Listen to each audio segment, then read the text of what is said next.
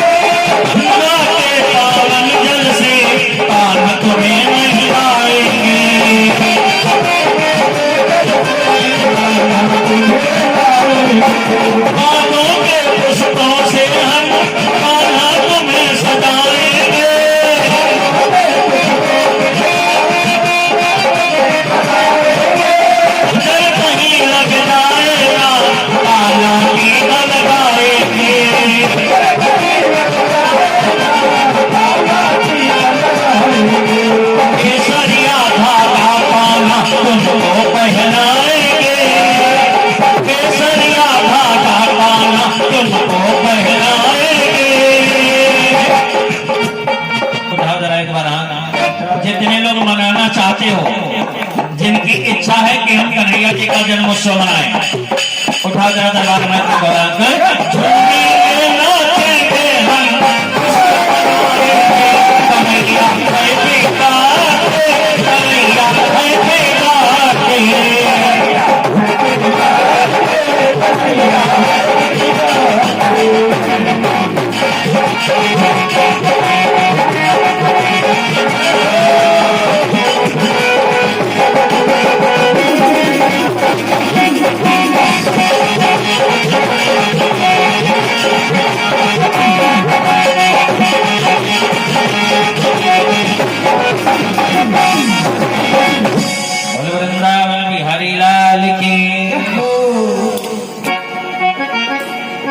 बड़ा ही मन भावन पावन समय चल रहा है।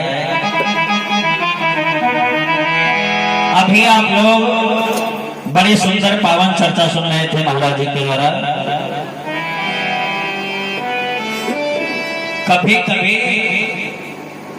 ऐसी घटना घट जाती है जो जीवन में सोचने वाला हो जाता है।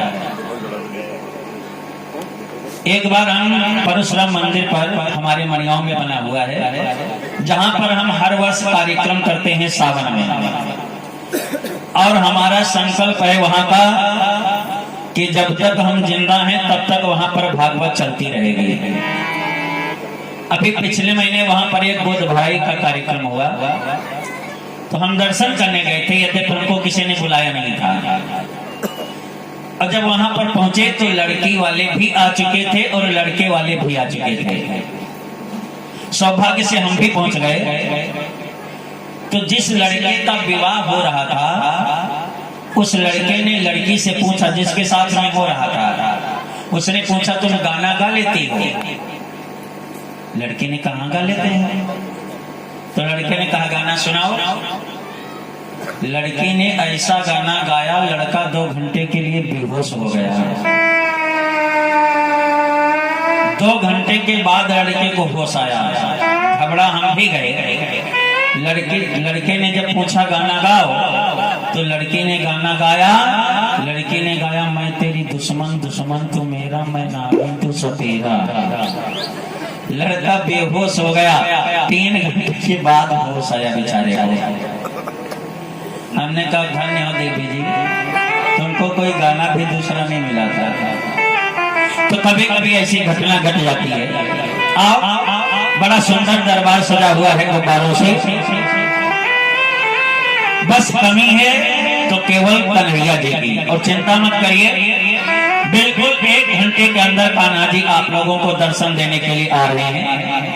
इन गुब्बारों की लड़ियों को देख करके एक लाइन याद आ गई। किसी ने लिखा है कि भगतों ने हिल मिल दरबार सजाया है, भगतों ने हिल मिल दरबार सजाया है। तो ये कन्हैया बस कमी आपकी श्याम आ जाए, बस कमी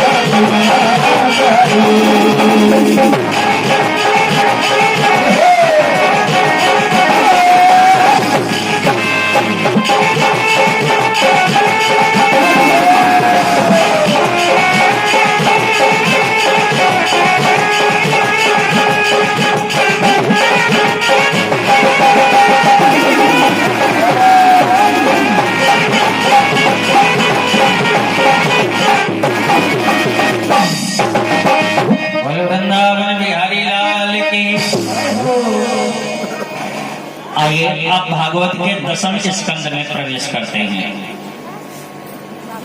परीक्षित जी ने प्रश्न कर दिया सुखदेव जी से, गुरुदेव कथितो वंश विस्तारो सोमयो सोम सूर्ययो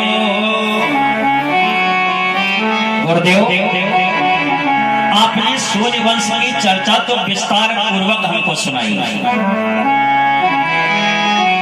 लेकिन अब हम चंद्रवंश की कथा सुनना चाहते हैं। बताओ, चंद्रवंश में भगवान का अवतार कब हुआ, क्यों हुआ, और भगवान ने अवतार लेकर के कौन कौन सी लीलाएं की, मैं सब विस्तार पूर्वक सुनना चाहता हूं। तो श्री सुखदेव जी महाराज कहते हैं परीक्षित जी से, राजन, एक मथुरा नगरी है और मथुरा नगरी के एक राजा हैं जिनका नाम है महाराज उग्रसेन। उग्रसेन की पत्नी का नाम है पवन रेखा। एक बार की बात, महाराज उग्रसेन अपने नगर में नहीं थे, कहीं बाहर भ्रमण पर गए हुए थे। तब तक बसंत का मौसम आया और जब बसंत का मौसम आया तो पवन रेखा ने अपनी सखियों के साथ में श्रृंगार किया और जंगल में विचरण करने के लिए निकली। अच्छा, शास्त्र क्या कहता है? हमारे महापुरुषों ने ये कहा है, संतों ने ये कहा है, वेदों ने ये कहा है कि जिस पत्नी का पति घर में न हो उस पत्नी को श्रृंगार करने का कोई भी अधिकार नहीं है। श्रृंगार केवल अपने पति को रिझाने के लिए किया जाता है, पर पुरुष को दिखाने के लिए नहीं किया जाता है। अगर आपका पति घर में नहीं है तो आपको श्रृंगार करने की कोई जरूरत नहीं है। महाराज उग्रसेन घर में नहीं है, लेकिन पवन रेखा ने श्रृंगार किया। हमारे संतों ने लिखा है कि पति परमेश्वर पति है मालिक और पति है भाग्य विधाता। पति परमेश्वर पति है मालिक और पति है भाग्य विधाता। तो पति से बढ़कर इस जीवन में कलम कोई नाता, बोले भाले पति को जो भी नभाई वो बात भागती नहीं, बोले भाले पति को।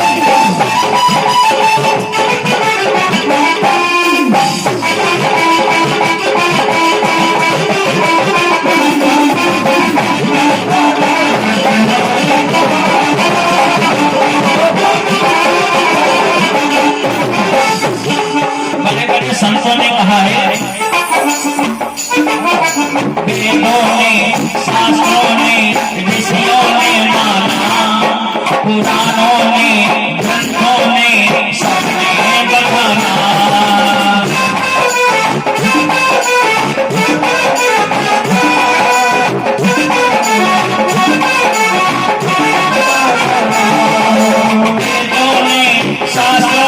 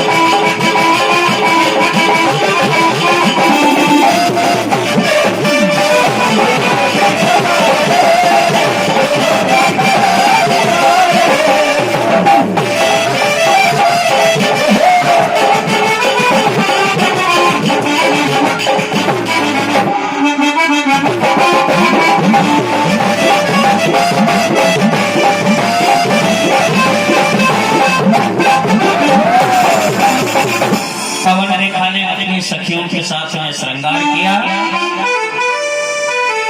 और जाकर के जंगल में विचरण करना प्रारंभ कर दिया। जो ही पवन रेखा ने जंगल में जाकर के विचरण करना प्रारंभ किया तो उसी जंगल में द्रुमिक नामक असुर रहता था। द्रुमिक नामक असुर ने जब पवन रेखा की सुंदरता को देखा, यौवन को देखा, तो द्रुमिक की वासना जागृत हो गई। मायावी शक्तियों के द्वारा द्रुमिक ने पवन रेखा के साथ में संसर्ग करना प्रारंभ कर दिया। पवन रेखा को पता चला कि कोई मायावी शक्तियों के द्वारा मेरे सतीत्व को नष्ट कर रहा है, तो पवन रेखा को क्रोध आ गया। आवाहन किया, जो भी हो मेरे सामने प्रकट हो, नहीं तो मैं अपने तप बल से जला करके तुझको भस्म कर दूंगी। और जो ही पवन रेखा ने आवाहन किया तो द्रुमिक सामने प्रकट हुआ। द्रुमिक ने कहा, देवी ये अपराध मुझसे हुआ, अपराध तो मुझसे हुआ है, लेकिन जाओ मैं तुमको वरदान देता हूं कि हमारे तुम्हारे संसर्ग से जो भी पुत्र पैदा होगा बड़ा बलवान पैदा होगा। संसार का व्यक्ति इसको नहीं मार पाएगा, इसको मारने के लिए स्वयं परमात्मा को अवतार लेना पड़ेगा। तो पवन रेखा ने कहा, तू असुर है ना, तो तेरी होने वाली संतान भी असुर ही पैदा होगी, क्योंकि हमारे शास्त्र कहते हैं पिता जायते पुत्रः, पिता ही पुत्र के रूप में जन्म लेता है। तू असुर है तो तेरी होने वाली संतान भी असुर ही होगी, और हमको असुर संतान नहीं चाहिए।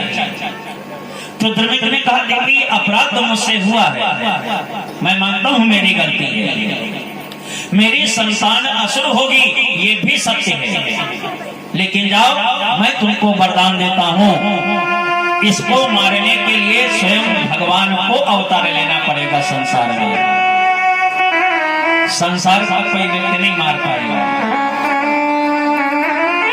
इतना कहकर के द्रुमिक अंतर ध्यान हो गया, और जब द्रुमिक अंतर ध्यान हुआ तो पवन रेखा अपने घर में आई। समय का चक्र चलता रहा। 9 महीने के बाद में पवन रेखा ने एक पुत्र को जन्म दिया, और जब 9 महीने के बाद पवन रेखा ने पुत्र को जन्म दिया तो पुत्र का नामकरण संस्कार किया गया। और जब पुत्र का नामकरण संस्कार किया गया तो पुत्र का नाम कंस रखा गया। हम बार बार कहते हैं कि नाम सोच समझ करके रखो, यथा नामे तथा गुणे। जैसा पुत्र का नाम होगा संस्कार भी वैसे ही आएंगे। वैसे तो हम विवाह नहीं करवाते हैं, लेकिन एक बार लखनऊ में कॉलोनी में विवाह हो रहा था, कई पंडित जी बीमार हो गए, तो कॉलोनी वाले बोले महाराज विवाह करवा दो चल करके। जिन पंडित जी को बुलाया गया था वो बीमार हो गए हैं, नहीं आ पाएंगे, आप चलो चल चल। तो मोहल्ले में रहना था, हमने कहा चलो ठीक है भाई, पंडित जी नहीं आएंगे तो हम करवा देंगे। मंडप में पहुंचा, जा करके दूल्हा भी आया मंडप में। तो जब दूल्हा आया तो हमने दूल्हे से पूछा, भैया अपना नाम बताओ क्या है? तो दूल्हे ने कहा हमारा नाम फरुहा। दूल्हे ने कहा हमारा नाम फरुहा है। तो हम चौंक गए, हमने कहा फरुहा, ये नाम किसने रखा? अब नाम भी बड़े विचित्र विचित्र होते हैं। एक व्यक्ति से पूछा, हमने नाम बताओ, बोले बिक्की। हमने कहा तुम्हारा नाम बिक्की, तो हम तुम्हारे बाबा का नाम जान गए। बोले महाराज हमने बताया अपना नाम, हमारे बाबा का नाम कैसे जान गए? हमने कहा जब तुम्हारा नाम बिक्की, तुम्हारे पापा का नाम स्कूटर, बाबा का नाम बुलेट, दादी का नाम बुलेट गाड़ी। अरे ऐसे नाम रखो कम से कम उसमें भगवान का नाम जुड़ा हो। एक से हमने नाम पूछा, बताओ नाम क्या है? छोटी सी बिटिया थी, हमने पूछा नाम बताओ, बोले शिवाका। हमने कहा किसने नाम रखा? बोले बुआ ने। हमने कहा बुआ का नाम हम जान गए। बोले पंडित जी बुआ का नाम कैसे जान गए? हमने कहा जब तुम्हारा नाम शिवाता तो बुआ का नाम पेप्सोडेंट जरूर होगा। पूरी मंजन की फैक्ट्री घर में लगी है। तो यथा नामे तथा गुणे, जैसा पुत्र का नाम होगा वैसे ही संस्कार आएंगे। बालक का नाम कंस रखा गया। कंस बड़ा होने लगा, 5 वर्ष का हुआ, और जब कंस 5 वर्ष का हुआ तो महाराज उग्रसेन ने कंस का नाम विद्यालय में लिखवा दिया पढ़ने के लिए। हमने कल भी कहा था कि 5 वर्ष तक बच्चे को स्वतंत्र करके रखना चाहिए। ना माँ का डिप्रेशन हो, ना पिता का डिप्रेशन होना चाहिए। पालयेत 5 वर्षाणि 10 वर्षाणि ताड़येत। 5 वर्ष तक बच्चे को स्वतंत्र कर दो। अगर बच्चा घर में आग लगा रहा है तो लगाने दो, लेकिन जब 5 वर्ष से बच्चा आगे बढ़े, 5 वर्ष से लेकर के 10 वर्ष में पहुंचे तो 10 वर्षाणि ताड़येत। फिर 5 वर्ष से लेकर के 10 वर्ष तक बच्चे की पिटाई करनी चाहिए। अब ऐसा मत करना 6 साल के बच्चे के हाथ पैर तोड़ देना, कह देना महाराज बता रहे थे पिटाई करो। पिटाई का मतलब है संस्कार डालो, अच्छे अच्छे संस्कार डालो।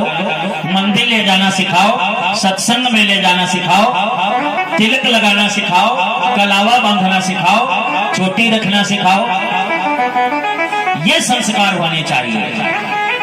और जब बच्चा 16 वर्ष का हो जाए तो बोले प्राप्ते तो खोड से वर्षे मित्र मिव विचारेत। जब बेटा आपका 16 वर्ष का हो जाए तो फिर उसको मारना नहीं चाहिए। फिर पुत्र को अपना मित्र बना लो, उससे पूछो आखिर वो भविष्य में करना क्या चाहता है। वैसे भी गांव में हम लोग कहते हैं ना, जब बेटे का पैर पिता के जूते में फिट होने लगे तो पिताजी को किनारा कर लेना चाहिए। फिर बेटे के ऊपर कोई प्रतिबंध नहीं लगाना चाहिए। तो जब 16 वर्ष का पुत्र हो जाए तो फिर उसको मित्र बना लेना चाहिए। कंस 5 वर्ष का हुआ, और जब 5 वर्ष का हुआ तो महाराज उग्रसेन ने कंस का नाम विद्यालय में लिखवा दिया पढ़ने के लिए। लेकिन कंस का मन पढ़ने में नहीं लग रहा है। उग्रसेन की संतान हो पढ़ने में तो तब मन लगे, संतान तो ध्रुमिक की है। महाराज उग्रसेन ने तो नाम पढ़ने के लिए लिखाया, लेकिन जब कंस विद्यालय में पहुंचा और विद्यालय से वापस हुआ तो रास्ते में कंस ने उपद्रव करने प्रारंभ कर दिए। एक अंधा व्यक्ति मिला मार्ग में कंस को। अंधे व्यक्ति ने पूछा, भैया हमको राजा के दरबार जाना है और हमको दिखाई नहीं पड़ता है, तुम राजा का दरबार जानते हो कहाँ है? कंस ने देखा इसके दोनों बल्ब फ्यूज, इसको को दिखाई नहीं दे रहा है, आगे कुआं है। तो कंस ने पूछा, बाबा दरबार जाओगे? अंधे ने कहा हाँ भैया दरबार जाना है, बता दो। कंस ने कहा बाबा आगे 2 कदम बढ़ो, अभी दरबार पहुंच रहे हो, बढ़ो बढ़ो बढ़ो। अब अंधा बेचारा आगे बढ़ा, और जो ही आगे बढ़ा तो कुएं में छपाक से गिरा जा करके। कंस ताली बजा करके हंस पड़ा, बाबा दरबार पहुंचे। और आगे बढ़ा, गौशाला में आग लगा दी, और आगे बढ़ा, मंदिर की मूर्तियां तोड़ने लगा, और आगे बढ़ा, गरीब की झोपड़ी जलाने लगा। और हम कहा करते हैं अपनी कथाओं में, सब कुछ कर लेना, लेकिन संसार में कभी किसी को दुखी मत करना। अगर आप किसी को सुख नहीं दे सकते हो तो दुख देने का कारण कभी मत बनना। क्यों?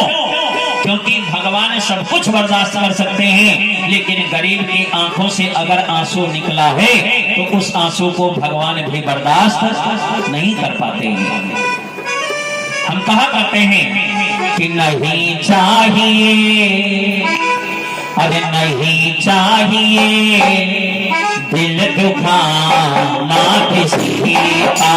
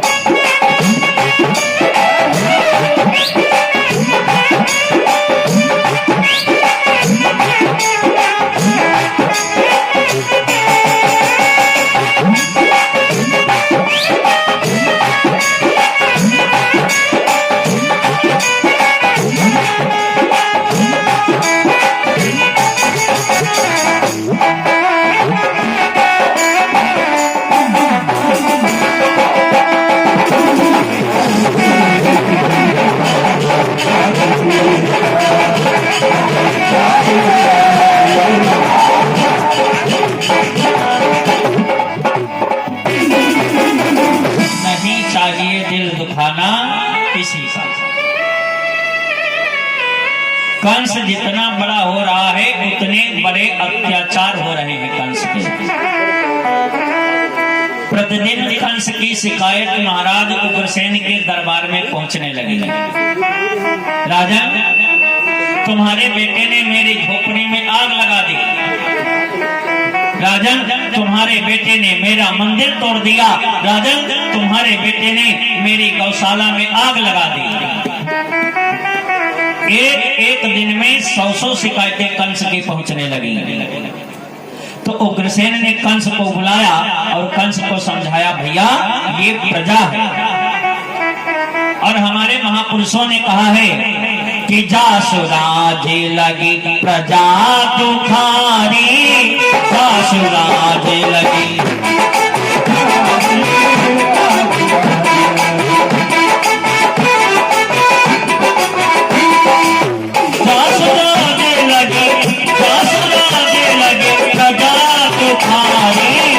सोनक अवसी,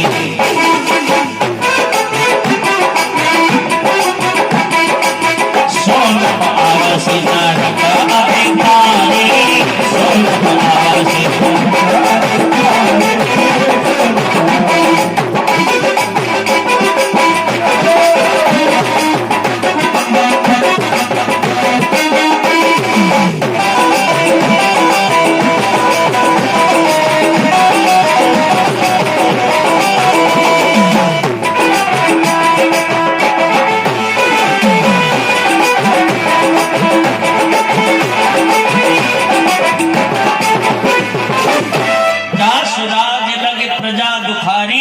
तो सोनप अवश्य नरक अधिकारी।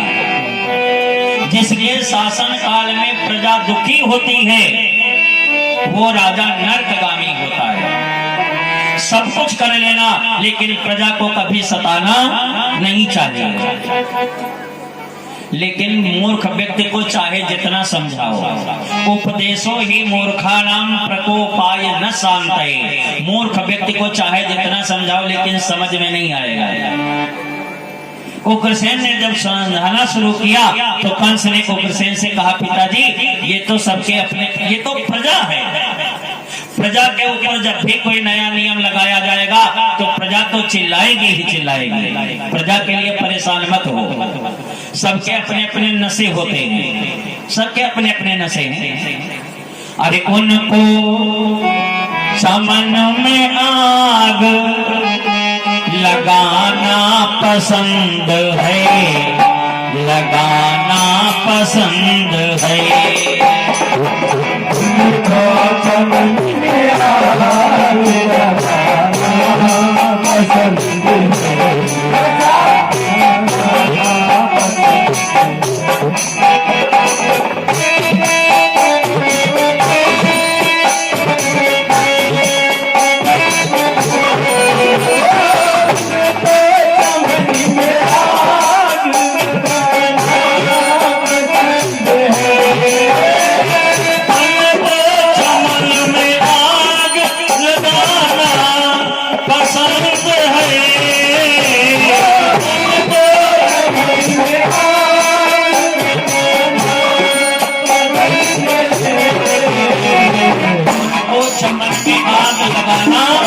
पसंद है